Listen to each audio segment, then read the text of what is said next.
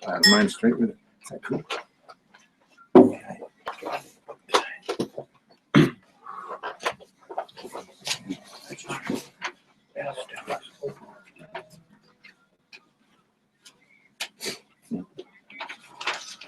30 seconds.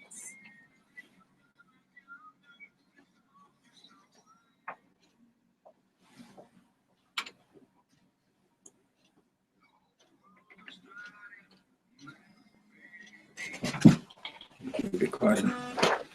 You don't need to be too close because Yep. it picks up Yep. well. But Yeah, I'll stay back, mate.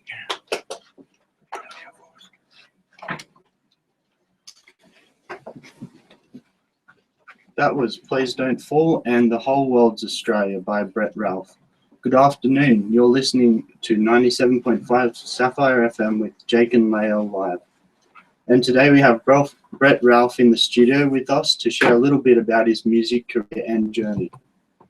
We're streaming live to YouTube, so you can go watch the interview live. Head to Facebook, search Sapphire FM 97.5 with Layal, and you can find the link there to our YouTube live stream at the top of the group discussion. Brett will be performing 2 songs live today, so stay tuned in for that. Thanks for joining us today, Brett. It's great to have you here. Nice to be here, mate. Thank you. So Brett, tell us, how did you start your musical career down in Eden? I started playing when I was at Eden High School. Basically, it was at a time of boom in the 70s in Eden. We had fishing and all that, sort of making money hands over fist. And I was one of few around town who were playing music at the time. And as a young teenager, they basically shanghaied me straight into it. And I spent the next 2 or 3 years doing it pretty much full-time, soloing in bands. Very good. what kind of music did you grow up with, and when you were little, how did it affect the musical path that you're on today? I grew up with mum and dad's music. Mum played piano. They both sang a lot, so they're always singing show tunes. So Rodgers and Hammerstein, the real sort of, songwriters of the movies and that sort of thing. And then I remember bringing home Sgt. Pepper's Lonely Hearts Club Band from Lucky Dip at the convent in Eden. I was only a little fella, and we had the Beatles to our record, and everything sort of changed after that. And I grew up with the Beatles, the Stones, and sort of the music of the 70s, but it was the songwriters, the foundations of those songwriters before made me appreciate the songwriters that come further on, like Dylan and Neil Young and even the ones today and that. Yep. So, yeah, it affected me forever. Yep. Do you have any brothers or sisters that you grew up with, and did you guys play music together in the household? Well, I've got heaps of brothers and sisters, but real ones. I've got one little brother, and I don't see him much nowadays. We played a little bit of music years ago, but yeah, we sort of travelled different paths, and he's a master builder, so he's gone a different path. Yeah. So tell us how you came to purchase your first guitar, and do you still have that guitar today? No, I don't, Layal, but my mum went on the pokies back in 1970 while I was at boarding school. I never forgot it, and she bought my little brother and myself a guitar each. So from Berger, from Ashby's, and we were living here, and I was going to school in Melbourne. And I came back up here on holidays, and yeah, it was this $20 guitar, which was a lot of money in those days, but it was not a real good one. But I ended up playing both of them. My little brother only played them a little bit, Yeah, but I don't know where it ended up. Very good. You worked at the private bin in Canberra for 6 months, 4 nights a week. How did you find the Canberra life, and what was the atmosphere like around the place that you performed? Yeah, that was like 1976. That was a different place as what it would be now. Country boy, it was like the city to me. It was great having the work. It was a good way of learning my sort of craft. Been playing 4 nights a week and getting paid for it, and meeting the other songwriters around Canberra and that were mostly older than me. So I learned a lot from them too. I played the off nights, so I played Monday, I think, till Thursday, and then came home on the Friday, picked up my mate at Fishwick at the Auto Electrics, and we drove usually straight back to the Australasia Hotel in Eden every Friday night from Canberra to catch that. So Noah's Ark Band was your first band, is that right? And first time we started doing gigs regularly with Noah's Ark Band, and it evolved into Kills of Eden. Played with a few bands before that. I sort of unofficially went on the road with Freefall for a while when they first came to Eden, and they're just a great bunch of songwriters, and I just sort of stuck to them like a tail baby. But I wasn't officially in their band, but I played with them heaps. So what kind of music did you guys play, and did the band write its own music? Well, we played all kinds of music, country and western. No, that was a joke, sorry. But we grew up with, all kinds of music. I grew up with listening to the Beatles, plus there was, in the 70s, you had so many different, they're all sort of genres nowadays, but it was all rock and roll then. It was Led Zepp, it was, even when Bob Marley came along, it was reggae, but it was still rock and roll. And we played all different kinds of music. We were songwriters, and oftentimes with a rhythm section and you're writing stuff, it sort of goes, you're not really sort of looking at a pigeonhole or a genre. It depends on the instruments you're playing, and you just sort of end up there and in a different, where the song comes out. So we played all kinds of music, but live and that, we're basically a pub band, and so we were there to entertain people and make them drink. So oftentimes we got bonuses because they spent a lot of money while we were there. How many members did this band have, and what was your role in the band? Is that with the Kills of Eden, Jake, was it? Yeah. Yeah, there was basically 6 founding members. I think there's 1, 2, 3 of us alive, 3 or 4, 2. Yeah, we lost 2 pretty quick couple of years ago. 3 of us are gone, that's right. 3 of us alive, I think. There were 6 of us. We could all play solos and sing, so we could all play multiple instruments and sing solo, basically what I do anyway. So we could chop and change, and one of the things I used to enjoy, each song had its own different application. So I might be singing it lead in this song, and the next song I'll be singing harmony with the rest of the lads. And when we all step up to the microphone at the start of each song, no one knew, unless they knew who sang the song, who was going to be singing, because we did that deliberately. We all stepped up to the mic, but only one of us had sing, so they didn't know who was going to sing next. So it was good. Fun like that. Yeah. Do you have a favourite gig that has shined through all the other memories? New Year's Eve 1980 at Happy Valley. That was outstanding because we were the only ones that were undercover. Everyone paid $10 to come in there to an open concert, and it poured all night, and they danced in the rain, so that was pretty amazing. Paid money for that. The other one I thought was pretty special was when our band reunited after 14 years, and in '94, and we played at the Top Pub Eden, and you couldn't fit anybody else in there, and we sang a particular song that we sang at a funeral for our friend Scranny down at the old Eden Cemetery. We sang Knocking on Heaven's Door there, and the whole pub was singing it, and it was such a touching, beautiful moment. I'd never forget that. When you were on tour with your Killers of Eden for your reunion album, I think it was, did you have support acts that followed you, and where did you travel to?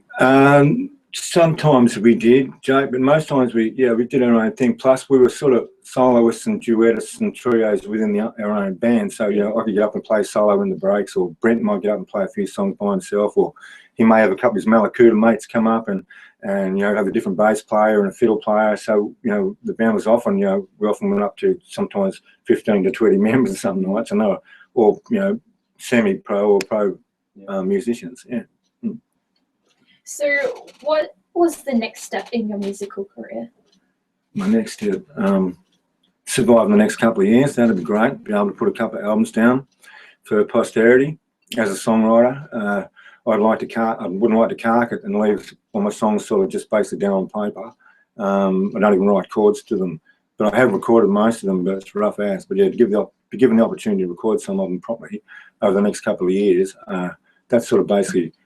See, Layal, I never sort of look at it as a career. It's sort of like my art's sort of my work and what I do. Although it's nice to get paid and appreciated for your music, it's sort of something way out of your career. It's, if you're sincere about it, you've got to really sort of leave things behind to go and find the inspiration for your songs. Otherwise, you're just more white noise, so to speak. Yeah. So up next, you'll be performing a song for us live in the studio. He cool. Still Goes to Water. Could you just tell us a little bit about the song and where the idea came from and how it came to be? It's firstly, I wrote it for my dad. He's still alive, and he's an ex-Eden Tiger, ex-Eden lad. Lives in Sydney, and we were putting the Killers of Eden Under Eden Skies album together, and we were short a couple of songs, so I actually sort of wrote to that idea, a song about Eden, about someone missing it, and I was actually living away at the time, so I could relate to someone that missed his home. And so I basically wrote about Eden. It's sort of a love song, you know. He still goes to water when he hears your name, but it's talking about town, not a woman. You know, love. Yeah. You want to do it for you? Okay.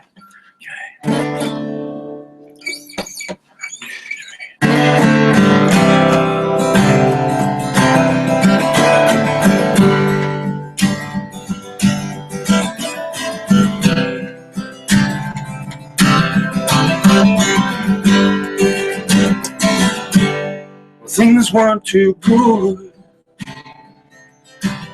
and he moved away, thinking he could let sleeping dogs lay. And despite all he did, all that he claimed, it still got on water when he hears your name. But all of his friends with the sea and the bush, and each day could be when the shove comes to push. And now he's moved on, and things ain't the same. It still goes to water, he hears your name. Some folks let go, some folks are strong. Some folks will die still playing their game. Somebody said,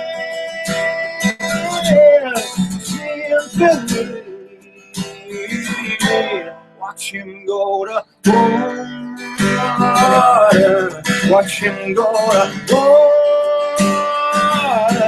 watch him go to water, he is your name.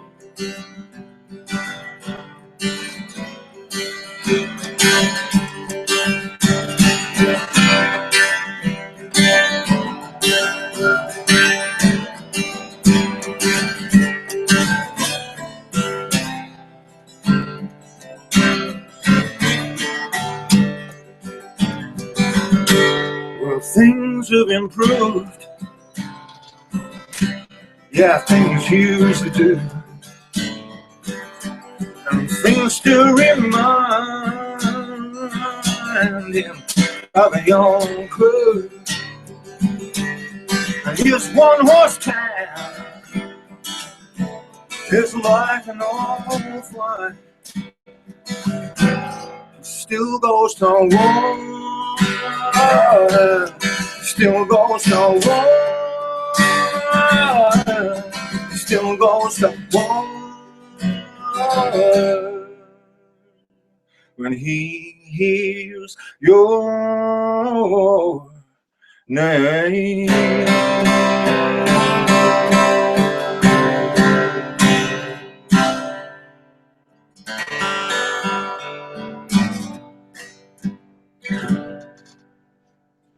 Thank you very much, Brett. Thanks, mate.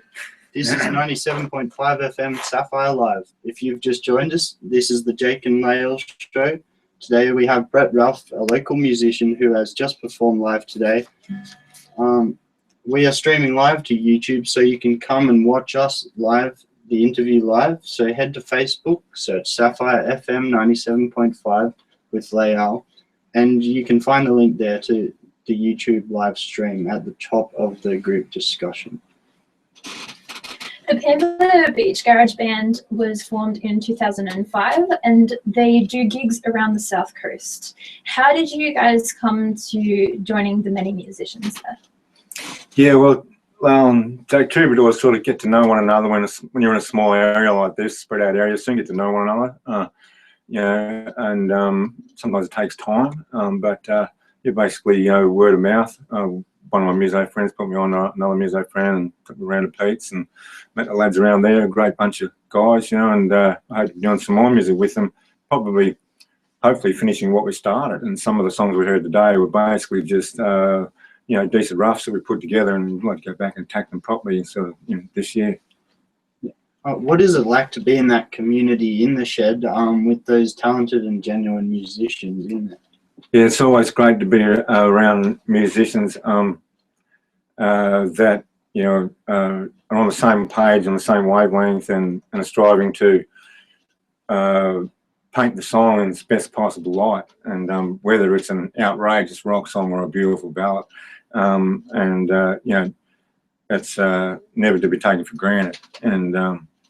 And you know, I think they're few and far between too. And so if you find yourself being surrounded by some genuinely talented and down-to-earth musicians, be very thankful that they're working with you. Yeah.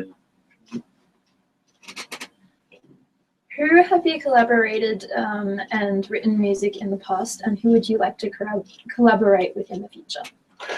Well, collaborated with the boys in the band. A few of my friends. I've co-written songs with quite a few people over the years, and none that was sort of any note, except for the songs we did with the Killers, and I enjoy that.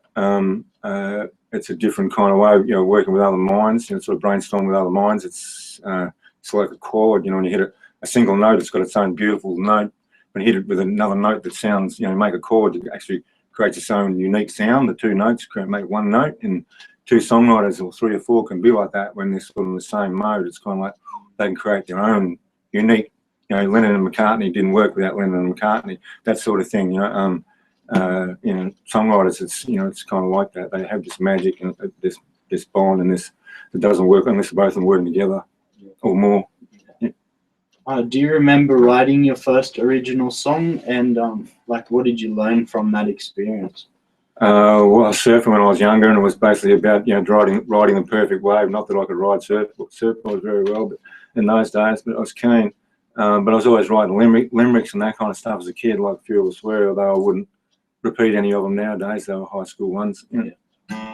Do you know roughly how many songs you have finished or still have sitting somewhere in your head? I've got no idea. I sort of discard them like old shirts and stuff, and particularly some that, you know, yeah, and the new ones are always sort of what I play a lot of. But I always had a friends joint year before last, and we put 60 songs down in an afternoon, one after another, and we want to do 6 the next day. So again, so I ended up putting, sorry, it was 90. That's when I put 120 down in a day and a half. That was pretty good first tape. And there was still another, I don't know, 30 or 40 there I wanted to put down. So I'm writing for bands, not basically for myself to play. And since I haven't a band to play with, it's sort of like a, you know, sort of, you know, yeah, that's the sort of direction I'd like to head, be able to play with bands and write more. Yeah. Yeah. Being a songwriter, who and what was your inspiration for your repertoire that you write? Oh, there's many, you know, many of them, like, you know, there's always Dylan and, you know, George Harrison, those kind of guys, all the old songwriters that I grew up with. Also, my local songwriters, Brent McLeod was really influential, because he died here a couple of years ago, and a lot of people know him on the South Coast. And what was outstanding about Brent, apart from his big barrel voice and his loud 12-string, was occasionally, and if he ever did it for you, you'd know what I'm talking about, he could write a song for us straight off the cuff. And we'd be in the band and he'd do that, and we'd be down looking at each other, and we finished the song and they go, "That was great, Cloudy, when did you write that?" And just then, and it'd be gone, you know. And so you could, there's those sort of things that shows you how, you know, people like songs too. You can only sort of enjoy them while they're here. You know, once the song's gone, it's just a memory, you know. So how did technology affect your musical career, and where do you think music will be 5 years from now? Well, personally, I think when everything went digital, I thought everything would go easier to record, but it seems to be harder and harder and harder than ever. But other than that, it's, you know, technology is fantastic. I mean, I've got 2 4-tracks back in the 80s of my own that were compact and cassettes, so I could record. I just recorded a dunny, you know, and for me, vocals with a bit of reverb on them, and play my guitar in the lounge room, and I'd record in my old car because I had a cigarette lighter. I could just sit in there and play in the back seat while the kids were making noise inside or something, and plug put record in the car, and the neighbours would come home and see me sitting there with my headphones on in my car playing the guitar, recording the next track of my song, and so they thought I was a bit eccentric, and so it's affected my career, you know, incredibly. Nowadays I can use a small 2-channel Troubadour Ibanez amp that's got a little bit of reverb for my vocals and 80 watts for my guitar, and I can play that anywhere. You know, you don't really need anything flash. And but with a band, I've got a PA that's sitting at home there that the bakery in Eden has donated to me. So yeah, we're trying to use that to promote sort of local music down the track. So Yeah. Yeah, so it's always helped me. Very good. You're listening to 97.5 Sapphire FM Live. This is the Jake and Layal show. And today we're joined by Brett Ralph, who is going to leave us with another original song. Thanks, Brett. Would you mind just telling us a bit about this song and what its name is? Yeah, this is a song I rewrote about a month or two ago. A friend of mine, Nick Timms, and I sort of started it years ago, and I did the chorus, and Nick wrote some verses to it, and actually wrote it at a place in Eden called Shari Lira, which is out near the mouth of Lake Corallo. I'll just quickly adjust your mic so I can get a little bit more vocals. No worries, mate. I'm going to keep talking. Yep. And yeah, at the mouth of Lake Corallo, the house on top of the hill there is called Shari Lira, and we wrote about this particular local lady back in the early 1800s.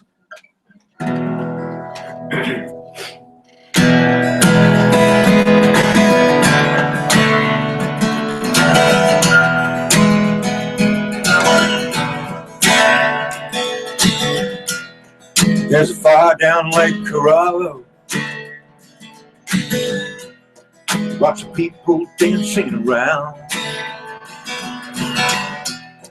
You can hear their singing voices echo, echo, across the lake and then rebound. There's pairs of seagulls above them. One man scans the surf and calls a name, Shari Lira, Shari Lira, Shari Lira, with her body wet, steps from the surf onto the sand.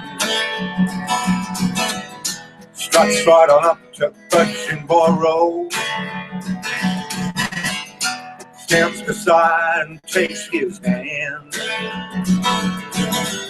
His other points out to the horizon. So many come, he says, I feel my dear Shari Lira, Shari Lira.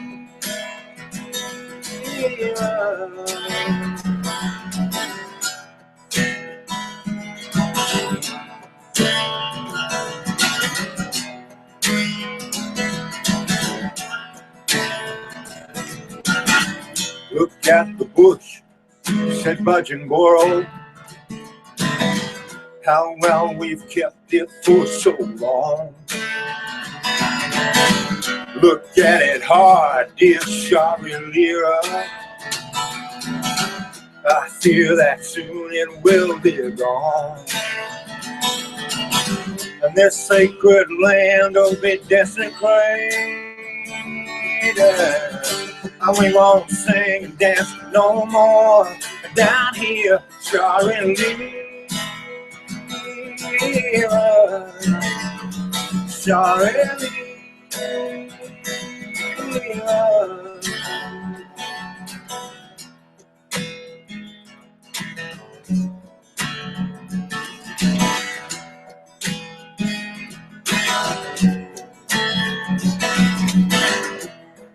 There's a fire down Lake Corallo, lots of people dancing around.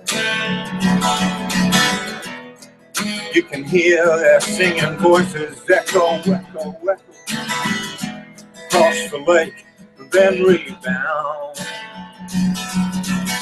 It's nearly 2 centuries later, we're singing your Budgeon Borough. old song, starring Layal.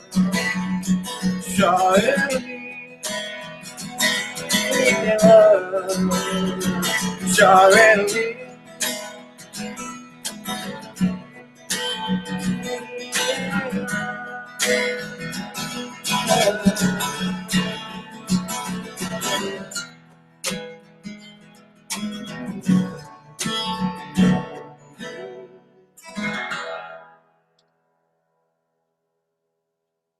That was great. That's awesome.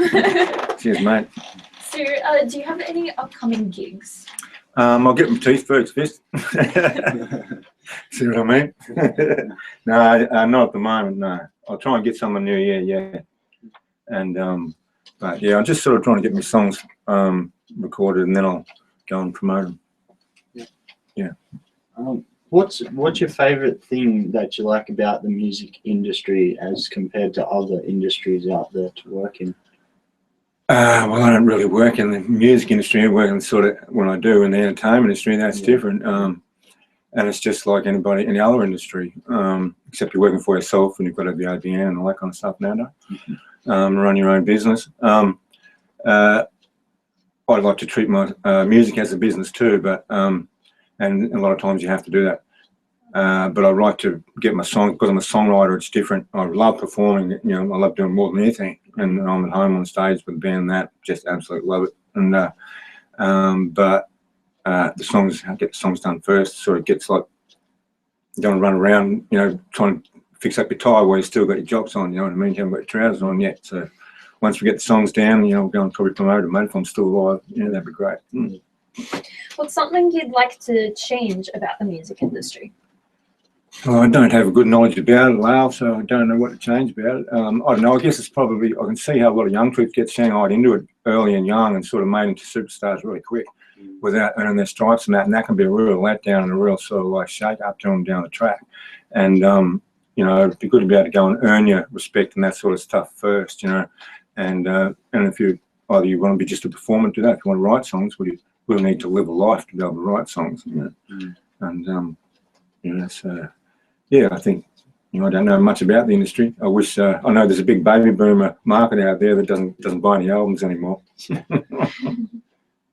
Well, thank you very much, Brett, for Right, joining us in the studio today. Just quickly, where could people go to find out a bit more about you and your upcoming public gigs, if you yeah, I'd probably announce it. I do a Facebook site under Brett Ralph and with Eden High School and that sort of thing. I usually advertise if I'm doing it, and if I start doing my gigs again the next couple of months, I'll definitely put articles in the papers and the media and all that kind of stuff. So I usually make sure everyone knows about it. Okay. Well, cool. Thank you again, Brett, for joining us in the studio. That was Brett Ralph, and this is the Jake and Layal show. We've just been interviewing him for the past half an hour. Here are two original songs, Closer to You and How Do Thousands, sorry. By Brett Ralph. Cool. I'm good. Awesome. I'm good. No worries. Thanks, guys. That's great. Thanks, Jackie. Cool.